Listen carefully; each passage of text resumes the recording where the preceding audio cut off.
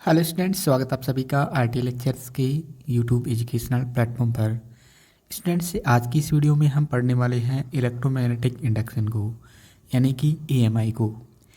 Students, electromagnetic induction एक काफ़ी important topic है आपके एकेडमिक एग्ज़ाम के पॉइंट ऑफ व्यू से, और फर्स्ट ईयर की ये रेडियोलॉजिकल फिजिक्स का टॉपिक है और काफ़ी बार ये आरपीएमसी की एग्ज़ाम के अंदर पुटअप किया गया है।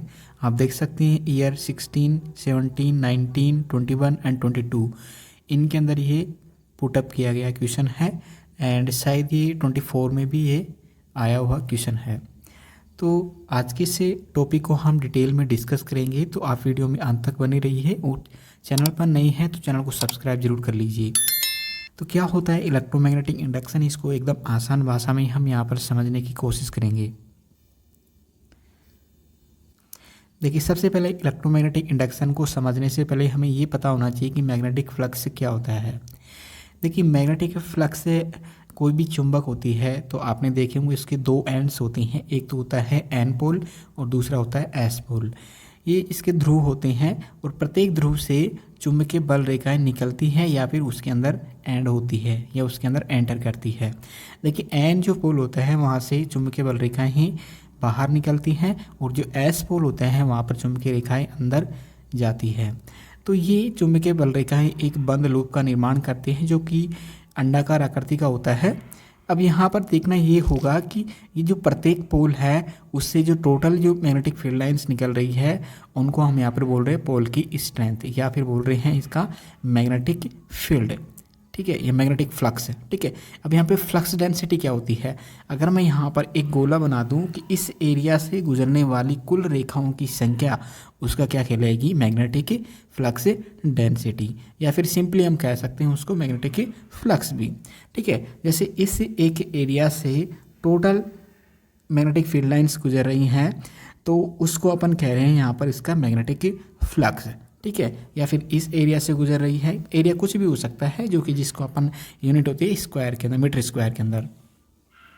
देखिए, ये तो बात हो गई अपने मैग्नेटिक फ्लक्स की। फ्लक्स क्या होता है, एकांक एरिया से गुजरने वाली मैग्नेटिक फील्ड लाइंस की संख्या क्या कहलाती है वहाँ पर, मैग्नेटिक फ्लक्स। ठीक है, अब देखिए इस एरिया से अगर ज़्यादा फील्ड लाइंस गुजरेंगी तो यहाँ पर इसका मैग्नेटिक फ्लक्स ज़्यादा होगा, इससे कम गुजरेंगी तो इसका मैग्नेटिक फ्लक्स कम होगा। ठीक है, अब हम बात करते हैं यहाँ पर इलेक्ट्रोमैग्नेटिक इंडक्शन की। देखिए, यहाँ पर जो इलेक्ट्रोमैग्नेटिक इंडक्शन है ये 3 वर्ड से मिलकर बना है, इलेक्ट्रो, मैग्नेटिक एंड इंडक्शन। अब देखिए, इलेक्ट्रो का मतलब है यहाँ पर इलेक्ट्रिसिटी, ठीक है, मैग्नेटिक का मतलब है मैग्नेट, और इंडक्शन का मतलब है इंड्यूस या प्रेरित करना या फिर उत्पन्न करना या जनरेट करना। इलेक्ट्रिसिटी यानी कि विद्युत, मैग्नेट यानी कि चुंबक, इंडक्शन यानी कि प्रेरण। तो कुल मिला के इसका हिंदी अनुवाद निकल के आता है इलेक्ट्रो मैग्नेटिक इंडक्शन। ठीक है, विद्युत चुंबकीय प्रेरण। देखिए, यहाँ पर बात आती है इसकी डिस्कवरी की। तो इसकी डिस्कवरी यानी कि इसकी खोज माइकल फेराडे ने 1831 ईस्वी के अंदर की थी। उन्होंने बताया था कि current can be produced by a magnetic field in A close conductor. एक बंद चालक के अंदर धारा को हम चुंबकीय क्षेत्र के द्वारा उत्पन्न कर सकते हैं, यानी एक बंद चालक में करंट को चुंबकीय क्षेत्र के द्वारा उत्पन्न किया जा सकता है। कब, जब change in magnetic flux passing through the close conductor, close conductor से पास होने वाला जो मैग्नेटिक फ्लक्स है उसमें चेंज आएगा तो उसके अंदर क्या होगी, धारा उत्पन्न होगी, और ये धारा, ये करंट एग्जिस्ट करेगी जब तक उसके मैग्नेटिक फ्लक्स के अंदर चेंज होता रहेगा।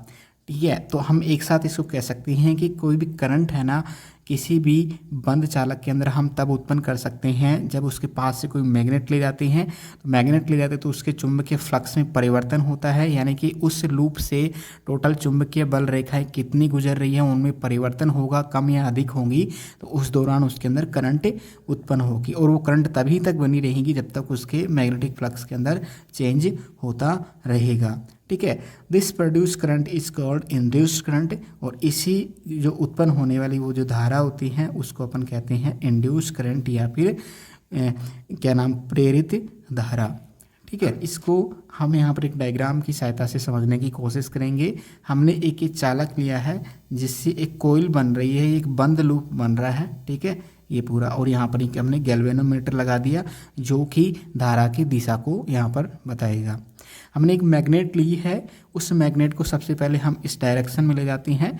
जैसे इस डायरेक्शन में ले जाते हैं एक एक्सेलरेशन के साथ, कुछ वेग के साथ, है ना, तो उसके धीरे धीरे इसके अंदर ले जाते हैं तो क्या होता है, इसके अंदर इस कोयल में चुंबकीय फ्लक्स के इस कोयल से जो गुजरने वाली जो चुंबकीय बल रेखाएं हैं, देखिए ऐसे एन से एस की तरफ, तो इसमें क्या बदलाव आएगा, जो इसके चुंबकीय फ्लक्स में बदलाव आएगा तो इसमें एक धारा उत्पन्न होगी, और वो धारा जैसे कि इस डायरेक्शन में उत्पन्न हुई है, जैसे हम इसको पीछे की तरफ लेके आएंगे तो क्या होगी, ये धारा विपरीत दिशा के अंदर जाएगी, ये धारा इस तरफ उत्पन्न होगी, ठीक है। तो यहाँ पर क्या होता है कि जैसे ही मैग्नेटिक फ्लक्स की अंदर चेंज करेंगे तो उसकी जो उत्पन्न होने वाली जो धारा होती है उसके अंदर भी चेंज आता है, और जैसे मैग्नेटिक फ्लक्स में चेंज होता रहेगा तो तब तक ही इसके अंदर ये धारा बनी रहती है, वरना इसके अदरवाइज इसमें धारा एब्सेंट रहती है, ठीक है। अब देखिए इलेक्ट्रोमैग्नेटिक इंडक्शन को हम डिफाइन करेंगे कि किस तरह हम इसको परिभाषित कर सकते हैं। देखिए यहाँ पर जो मैग्नेट है, मैग्नेट का खुद का यहाँ पर क्या होता है, मैग्नेटिक फील्ड होता है, मैग्नेटिक फील्ड उत्पन्न करती है। जब इसको एक क्लोज लूप के पास में लेके जाते हैं, उससे होकर गुजारते हैं, एक बंद चालक, जैसे कि आप देख सकते हैं यहाँ पर इस बंद चालक से हम गुजार रहे हैं, तो इसके बंद चालक से गुजरने वाला जो मैग्नेटिक फ्लक्स है, मैग्नेटिक फील्ड है, यानी कि फील्ड लाइंस है, इनके अंदर क्या होगा, चेंज होगा, परिवर्तन आएगा। चेंज होगा तो मतलब इसके एकांक एरिया से, इसकी एक कोइल से गुजरने वाली मैग्नेटिक फील्ड लाइन्स की संख्या चेंज होगी, यानी कि यहाँ पर क्या चेंज होगा, मैग्नेटिक फ्लक्स में परिवर्तन होगा। और ये मैग्नेटिक फ्लक्स में परिवर्तन हुआ है वो यहाँ पर एक बल को उत्पन्न करता है, जिस बल को अपन कह रहे हैं यहाँ पर इलेक्ट्रोमोटिव फोर्स या फिर EMF। और ये इलेक्ट्रोमोटिव फोर्स ही यहाँ पर जो इसके इलेक्ट्रॉन्स होते हैं इस चालक के, उसको दौड़ाने में हेल्प करता है, और उससे क्या होता है, यहाँ पर एक धारा उत्पन्न होती है इस क्लोज कंडक्टर में, और जो इसमें हमें एमीटर की सहायता से हम इसमें देख सकते हैं कि कितनी धारा यहाँ पर उत्पन्न हुई है, ठीक है। तो इसकी डायरेक्शन इस तरफ है, तो यहाँ पर धारा की दिशा इस तरफ है, यानी कि इस तरफ। जैसे ही हम इसको पीछे की तरफ लेके आएंगे तो धारा क्या हो जाएगी, रिवर्स हो जाएगी, धारा इस दिशा में बहने लगेगी, ठीक है, ये धारा चेंज हो जाएगी। तो डेफिनेशन क्या होगी इसकी, परिभाषित हम इस प्रकार से करेंगे कि production of electric current in A close conductor with the use of magnetic field is called electromagnetic induction. यानी कि चुंबकीय क्षेत्र का उपयोग करके एक बंद चालक में हम इलेक्ट्रिक करंट को उत्पन्न कर सकते हैं, इसी को हम कहते हैं इलेक्ट्रोमैग्नेटिक इंडक्शन।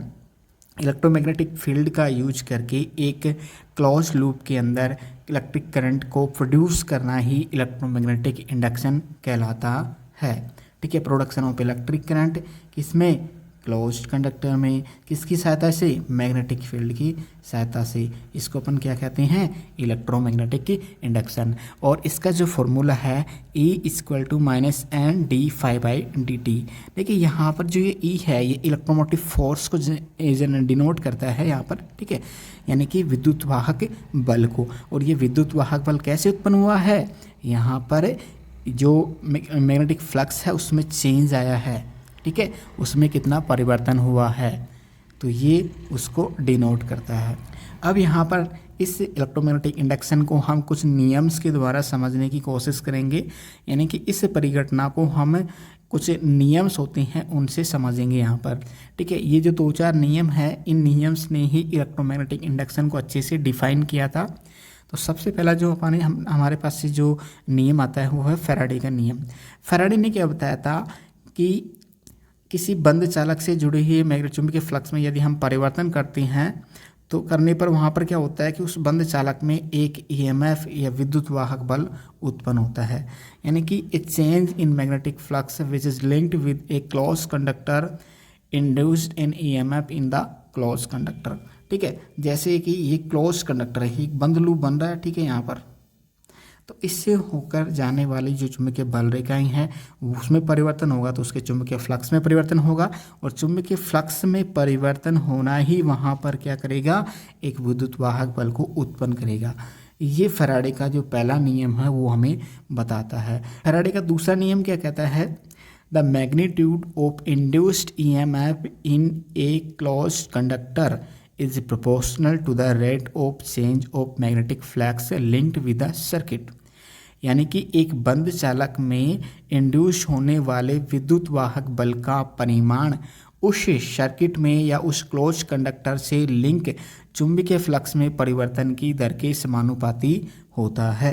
यानी कि ये इलेक्ट्रोमोटिव फोर्स कितना उत्पन्न होगा वो डिपेंड करेगा इसके अंदर बदलने वाले मैग्नेटिक फ्लक्स की दर के, यानी कि चुंबकीय फ्लक्स की दर के समानुपाती होगा क्या, इलेक्ट्रोमोटिव फोर्स, विद्युत वाहक बल यानी कि EMF। जितना ज़्यादा इसके मैग्नेटिक फ्लक्स में चेंज होगा उतना ही ज़्यादा EMF जनरेट होगा और उतनी ही ज़्यादा उस लूप क्लोज्ड कंडक्टर के अंदर करंट उत्पन्न होगी। अब यहाँ पर दूसरा नियम आता है यहाँ पर लेंज का नियम। अब लेंज का नियम क्या कहता है कि the induced EMF is in such A direction that always opposes the change of magnetic flux which induce the EMF। मतलब कि जिस दिशा में जो EMF होता है, इंड्यूस्ड EMF होता है, जो हमेशा चुंबकीय फ्लक्स के परिवर्तन का विरोध करता है, जो कि स्वयं खुद उस EMF के कारण प्रेरित हुआ था।